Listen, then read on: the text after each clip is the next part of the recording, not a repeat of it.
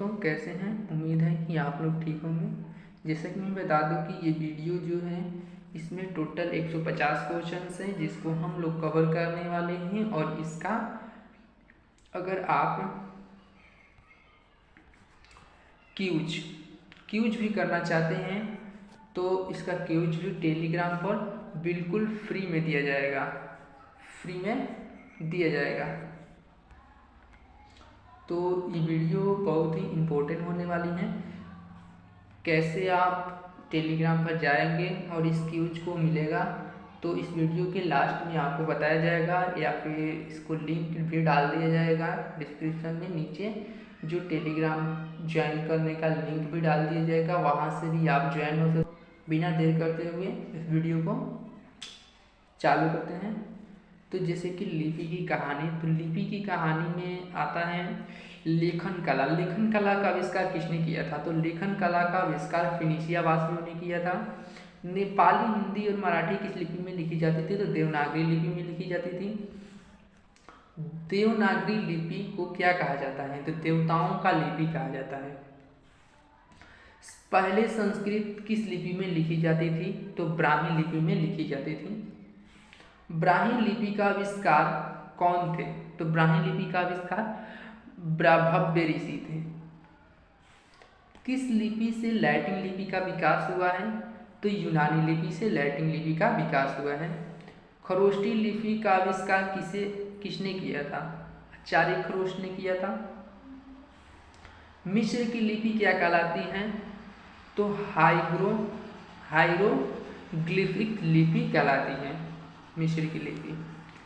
Paper यानी कागज यानी पेपर यानी कागज शब्द की उत्पत्ति कैसे हुई है? तो बता दें कि पेपर यानी कागज शब्द की उत्पत्ति मिस्र के एक पेपरिस नामक नरकट जाति का पौधा के छाल से पेपर शब्द की यानी पेपर यानी कागज की उत्पत्ति हुई है। शब्द नहीं, कागज की उत्पत्ति हुई है। अशोक के शिलालेख किस लिपि में लिखी गई थी? तो अशोक के शिलालेख को ब्राह्मी लिपि और खरोष्टी लिपि में लिखी गई थी। अशोक के शिलालेखों को कब और किसने खोजा था? तो 1750 ईस्वी में फैंथलर नामक एक व्यक्ति ने खोजा था। अशोक के शिलालेखों को सबसे पहले कब और किसने पढ़ा था? तो अशोक के शिलालेखों को 1837 ईस्वी में जेम्स प्रिंसेप नामक एक अंग्रेज विद्वान था, उसी ने अशोक के शिलालेखों को पढ़ा था। अशोक के सबसे बड़ा अभिलेख कौन सा है? तो अशोक के 13वां शिलालेख सबसे लंबा और सबसे विशेष है, सबसे बड़ा भी है शिलालेख। इसमें अशोक के कालिंग विजय का वर्णन है। इसके अलावा अशोक के धर्म की ग्रंथ युवन, सिलोन आदि राजाओं पर विजय का वर्णन है और अनेक राजाओं का भी वर्णन दिया गया है। अशोक के कितने शिलालेख हैं? अशोक के टोटल 33 शिलालेख हैं।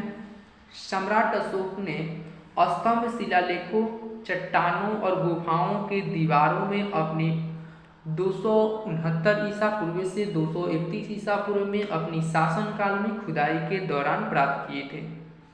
मिस्र की लिपि सबसे पहले किसने पढ़ा था? तो मिस्र की लिपि को सबसे पहले सिपिलियो नामक एक फ्रांसीसी विद्वान थे, उसी ने मिस्र की लिपि को पढ़ा था।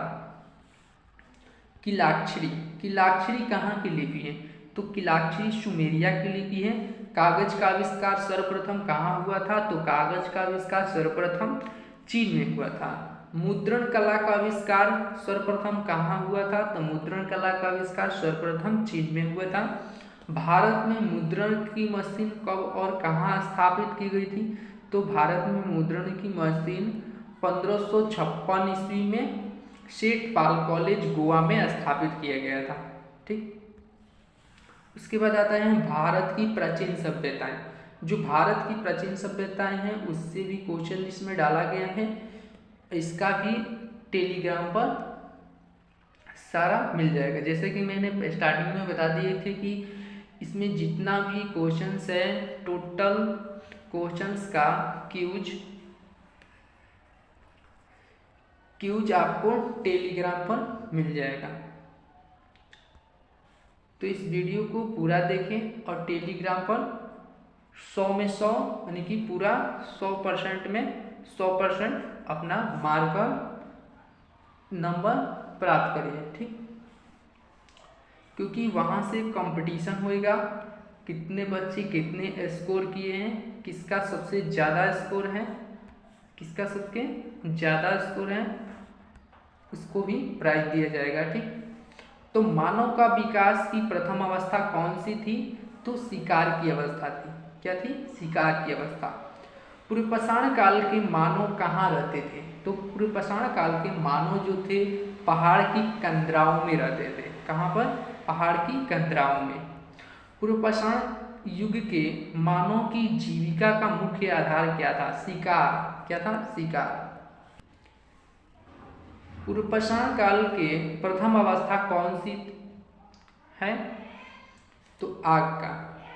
पूर्वपाषाण काल के प्रथम अवस्था है आग। पहिया का आविष्कार मानव ने कब किया था? तो नवपाषाण काल में। मानव में अस्थायी निवास की प्रवृत्ति किस युग में आई थी? नवपाषाण काल में आई थी। नवपाषाण युग का सर्वप्रथम आयोजन कहाँ हुआ था?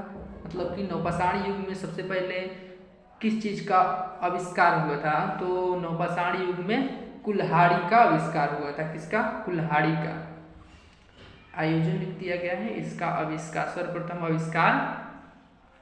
आविष्कार किया गया था।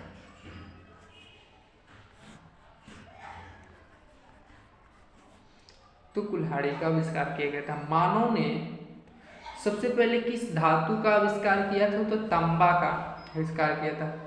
मानव जाति के विकास के जिस काल का कोई लिखित प्रमाण नहीं मिला है उस काल को क्या कहा जाता है? प्रागैतिहासिक काल कहा जाता है। उस काल में कोई लिखित परिमाण नहीं मिला है।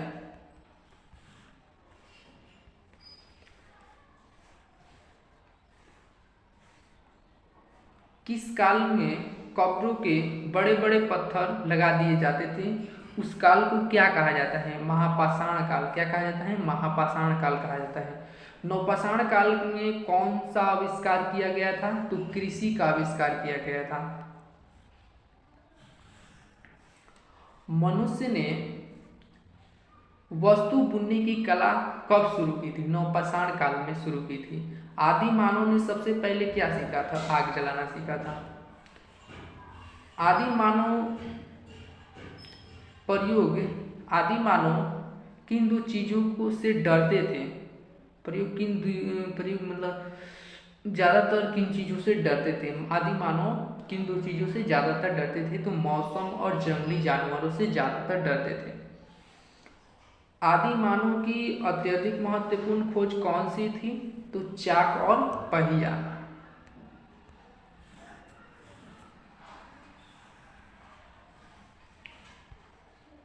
प्राचीन काल के धातुओं का संग्रह कौन सा विभाग करता है? तो पुरातत्व विभाग करता है। आदि मानव की पहली अवस्था कौन और क्या नाम दिया गया था? तो भोजन संग्रह दिया गया था। ताम्रपाषाण युग के मानव का मुख्य पेशा क्या था? तो खेती था। ताम्रपाषाण युग का मुख्य पेशा क्या था? खेती का। ताम्रपाषाण युग की स्त्रियां किस धातु की आभूषण पहनती थी? तो कांस्य धातु की आभूषण पहनती थी। भारत की प्राचीन भाषा कौन सी है? तो पाली और प्राकृत भाषा है। भारत की सबसे प्राचीन नगर कौन सा है? मोहनजोदड़ो है। मोहनजोदड़ो का क्या अर्थ होता है? मृतकों का टीला। क्या? मृतकों का टीला।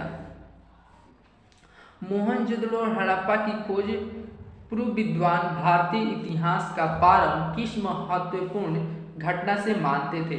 आर्यों के आगमन से मानते थे। किसके? आर्यों के आगमन से मानते थे। हड़प्पा नगर की खोज किसने और कब किया था? तो 1921 ईस्वी में सर्जन मार्शल और राय बहादुर दयाराम साहनी ने खोजा था हड़प्पा नगर की खोज। सिंधु घाटी सभ्यता को आजकल किस नाम से पुकारा जाता है? तो हड़प्पा संस्कृति के नाम से पुकारा जाता है। सिंधु घाटी सभ्यता कब से कब तक विकसित हुई है? तो 2500 ईसा पूर्व से लेकर 1500 ईसा पूर्व तक विकसित हुई है। कहीं कहीं क्वेश्चंस में दिया जाता है आंसर में 2500 ईसा से लेकर ईसा पूर्व से लेकर के 1750 ईसा पूर्व तक। तो ये भी आंसर हो जाएगा, जैसा ऑप्शन दिया रहेगा एग्जाम सेंटर में उसके मुताबिक मारना है आपको, ठीक। तो हड़प्पा संस्कृति कितने वर्ष जीवित रही है? लगभग 1 वर्ष, मतलब 1000 वर्ष तक जीवित रही है। कितने? 1000 वर्ष तक जीवित रही है। सिंधु घाटी सभ्यता का प्रधान केंद्र कौन सा है? तो वो है हड़प्पा। सिंधु घाटी सभ्यता का काल प्रमुख बंदरगाह कौन सा है? वो है लोथर, ठीक। सिंधु घाटी सभ्यता को क्या कहा जाता था? शहरी सभ्यता कहा जाता था। सिंधु घाटी सभ्यता की नदी के किनारे विकसित हुई थी, तो सिंधु नदी के किनारे विकसित हुई थी। सिंधु घाटी के लोग किन देवताओं की पूजा करते थे? तो मातु देवी की और शिव की पूजा करते थे। सिंधु घाटी सभ्यता का निवासी किस धातु से परिचित नहीं थे? तो लोहा से परिचित नहीं थे। सिंधु सभ्यता के लोग किस पशु को पवित्र मानते थे? तो सांड को पवित्र मानते थे। सिंधु घाटी सभ्यता के कितने स्थल खुदाई के परिणाम स्वरूप प्राप्त मिला है? 250 स्थल खुदाई के दौरान प्राप्त मिला है। सिंधु घाटी सभ्यता का प्रमुख स्थल कौन कौन और कहाँ पर स्थित है? तो सिंधु घाटी सभ्यता का प्रमुख 6 स्थल हैं, जो इस प्रकार हैं। हड़प्पा मोहनजोदड़ो पाकिस्तान में, और लोथर गुजरात में, कालीबंगा राजस्थान में, बनावली हरियाणा के हिसार जिले के नज़दीक और रोपड़ पंजाब के चंडीगढ़ के नज़दीक में स्थित है।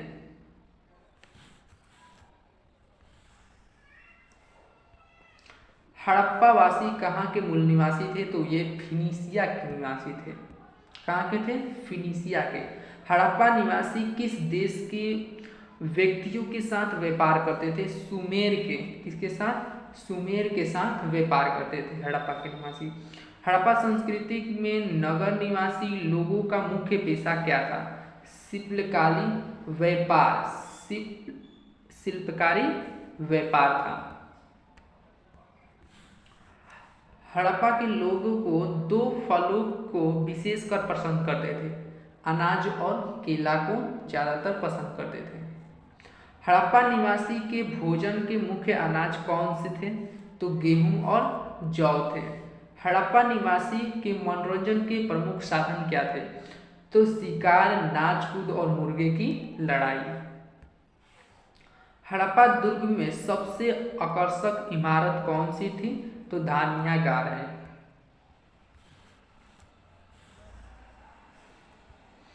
हड़प्पा दुर्ग में सबसे प्रसिद्ध इमारत कौन सी थी? तो स्नान कुंड है। मोहनजोदड़ो की मुख्य सड़क कौन सी सड़क थी? चौड़ी। कितनी चौड़ी थी? 10 मीटर चौड़ी थी मोहनजोदड़ो की सड़क। हड़प्पा संस्कृति के लोग खेती की सिंचाई कैसे करते थे? तो नहरों से वो अपने खेती को सिंचाई करते थे। हड़प्पा संस्कृति के लोग कैसे वस्त्र पहनते थे? तो वो सूती के वस्त्र पहनते थे, ज़्यादातर वो सूती का ही इस्तेमाल करते थे। प्राचीन मिस्र की सबसे बड़ी उपलब्धि क्या है? सौर पंचांग है। क्या है? सौर पंचांग। चीन की प्रसिद्ध सभ्यता को किस नाम से पुकारा जाता है? पीली नदी घाटी के नाम से पुकारा जाता है। किससे? पीली नदी घाटी के नाम से पुकारा जाता है। चीन की बड़ी दीवार का निर्माण किसके शासनकाल में पूरा किया गया था? तो शी हुआंग टी के शासनकाल में चीन की बड़ी दीवारों को पूरा किया गया था। मिस्र की सबसे विशाल पिरामिड का निर्माण किसने और कहाँ किया था? तो सम्राट खुफू ने गिरजा में किया था। कहाँ पर किया था? गिरजा में। मिस्र का नेपोलियन किसे कहा जाता है? तो धूतमस द्वितीय को, धूतमस लिखा गया है, धूतमस द्वितीय होगा, धूतमस द्वितीय, धूतमस द्वितीय को कहा जाता है।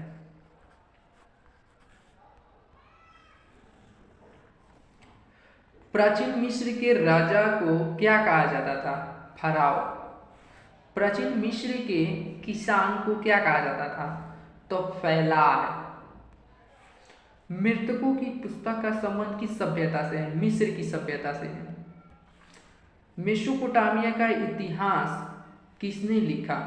बेबीलोन के जो पुरोहित थे, बेबीलोन के पुरोहित थे बोरोसोन, उसी ने मेसोपोटामिया का इतिहास लिखा था। सिंधु घाटी सभ्यता के लोग किस धातु का अधिक प्रयोग करते थे? तो कांसा धातु का ज्यादातर प्रयोग करते थे। सिंधु घाटी सभ्यता के निवासी की मुख्य सवारी क्या थी? तो बैलगाड़ी थी। सिंधु घाटी सभ्यता के लोग किस पशु को परिचित नहीं थे? तो घोड़ा से परिचित नहीं थे। किससे? घोड़ा से परिचित नहीं थे।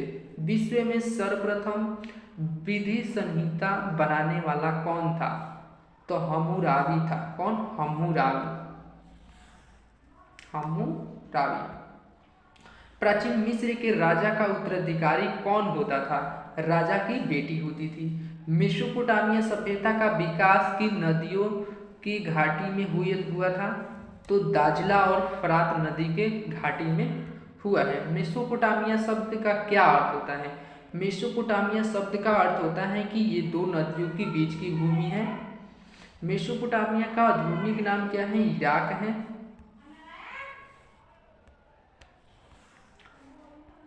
पिरामिड क्या है? राजाओं का कब्र है। मेसोपोटामिया की सभ्यता का सर्वप्रथम विकास कहाँ हुआ था? सुमेर में हुआ था।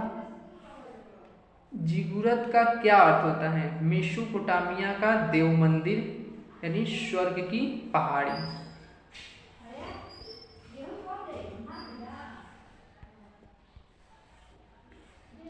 मेसोपोटामिया का देव मंदिर यानी स्वर्ग की पहाड़ी दिगुरत का अर्थ होता है। ठीक।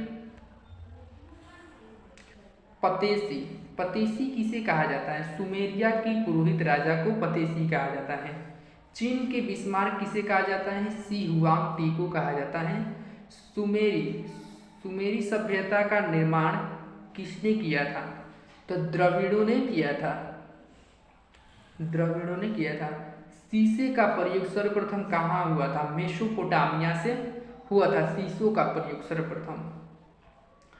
विश्व में वर्णमाला सर्वप्रथम किस संस्कृति में हुआ था? फिनिशिया में हुआ था। उसके बाद हड़प्पा सभ्यता। हड़प्पा सभ्यता से कितने स्थल खुदाई में किए गए हैं? उसके स्थल और किसने खोजा था और कब किया था, इसके बारे में बताने वाले हैं। जैसे कि हड़प्पा सभ्यता, जैसे हड़प्पा की खोज रामदास दयाराम साहनी ने किया था। हड़प्पा सभ्यता की खोज किसने किया था? दयाराम साहनी ने। कब? 1921 ईस्वी में किया था। मोहनजोदड़ो, मोहनजोदड़ो की खोज राखल दास बनर्जी 1922 ईस्वी में किया था। चनहुदड़ो की खोज एनजी मंजूमदार ने 1931 ईस्वी में किया था। चनहुदड़ो की खोज एनजी मंजूमदार 1931 ईस्वी में, कोड डीजी के धुर्य 1935 ईस्वी में। रोपण की खोज वाई.डी. शर्मा ने 1953 ईस्वी में। कालीबंगा का आविष्कार, कालीबंगा का खोज अमलानंद घोष ने किया था 1953 ईस्वी में। लोथर के खोज एस.आर. राव ने किया था 1957 ईस्वी में। रंगपुर के खोज एम.एच. वत्स ने 1931 ईस्वी में खोजा था। सुरकोटदा खोज जगपति जोशी ने किया था 1964 ईस्वी में। उसके बाद आता है बनावली, बनावली के खोज आर.एस. बिष्ट ने 1973 ईस्वी में। खदानों की कृषि सर्वप्रथम प्रारंभ हुई थी नवपाषाण काल में हुई थी। भीमबेटका किस लिए प्रसिद्ध है? गुफाओं के शैल चित्र के लिए प्रसिद्ध है। राष्ट्रीय मानव संग्रहालय कहाँ पर है? तो भोपाल में है। गर्त आवास के साक्ष्य प्राप्त हुए हैं बुज्रहोम से। गर्त आवास का साक्ष्य कहाँ से प्राप्त हुए हैं? तो बुज्रहोम से प्राप्त हुए हैं। भारतीय उपमहाद्वीप में कृषि के प्राचीनतम साक्ष्य कहाँ से प्राप्त हुए हैं? तो मेहरगढ़ से प्राप्त हुए। कहाँ से? मेहरगढ़ से। पशु को पालतू बनाए जाने का प्राचीनतम साक्ष्य किन दो स्थलों से प्राप्त होता है? तो बागोर एवं आजमगढ़ से।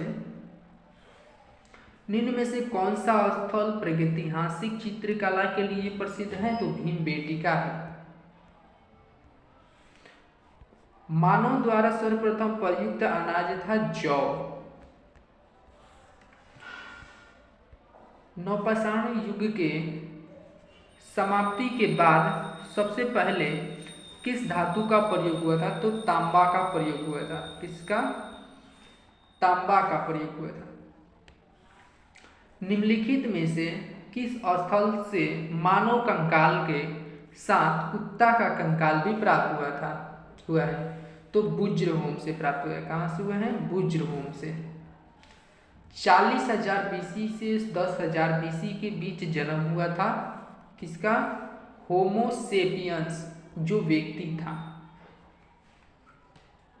उसी का सबसे पहले मानव होमो सेपियंस में जैसे कि बंदर की तरह यानी कि पूरा नेवल की तरह था, झुका हुआ था होमो सेपियंस में। गुफा घर का प्रमाण सबसे पहले मिला है भीमबेटका से। गुफा घर का प्रमाण कहाँ से मिला है? भीमबेटका से मिला है। गोल्डी हवा का सर्वप्रथम चावल का परिमाण और चिरांद की हड्डी का औजार लिख दिए गए हैं। औजार मिला है। मालिक के साथ कुत्ता का दफनाया हुआ प्रमाण भी मिला है, वो बुज्रहोम से ही मिला है। यानी कि गोल्डन हवा का सर्वप्रथम चावल का प्रमाण और चिंदार के हड्डी का औजार मालिक के साथ कुत्ता का दफनाए जाने का प्रमाण भी मिला है बुज्रहोम से। पाषाण काल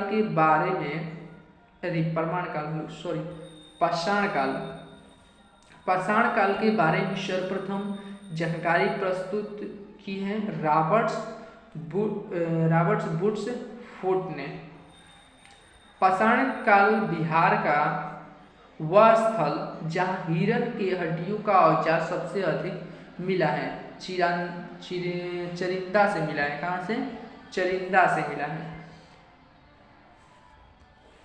चावल की 2 प्रजाति का प्रमाण कहाँ से मिला है? तो कोल्डी हवा से मिला है। कहाँ से? कोल्डी हवा से। बागोर राजस्थान में है तो आजमगढ़ और भीमबेटका कहाँ है? वो मध्य प्रदेश में है। ठीक। सीधा खड़ा होकर 2 पैरों पर चलने वाला पहला मानव है होमो इरेक्टस।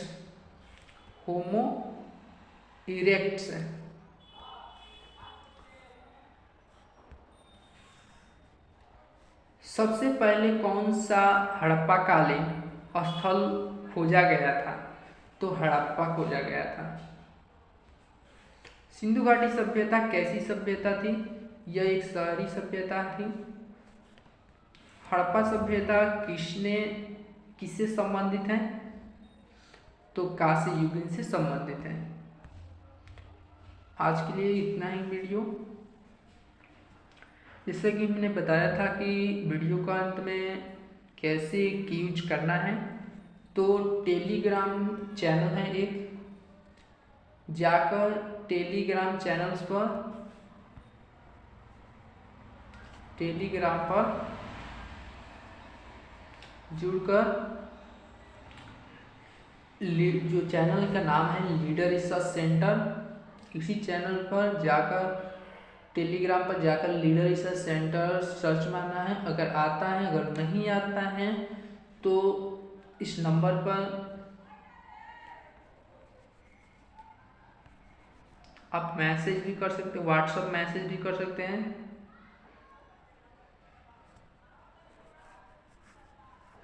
आप इस पर मैसेज भी कर सकते हैं।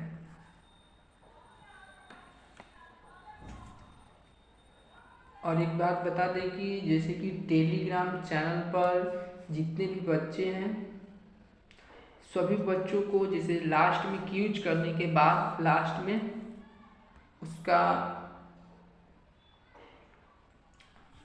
नंबर कितना आया, सभी बच्चों को कितना नंबर आया उसका भी बताया जाएगा, कितना नंबर लाया गया है वो सब भी बताया जाएगा टेलीग्राम चैनल पर। तो आज के लिए इतना ही, चलते हैं नेक्स्ट वीडियो में मिलते हैं फिर से।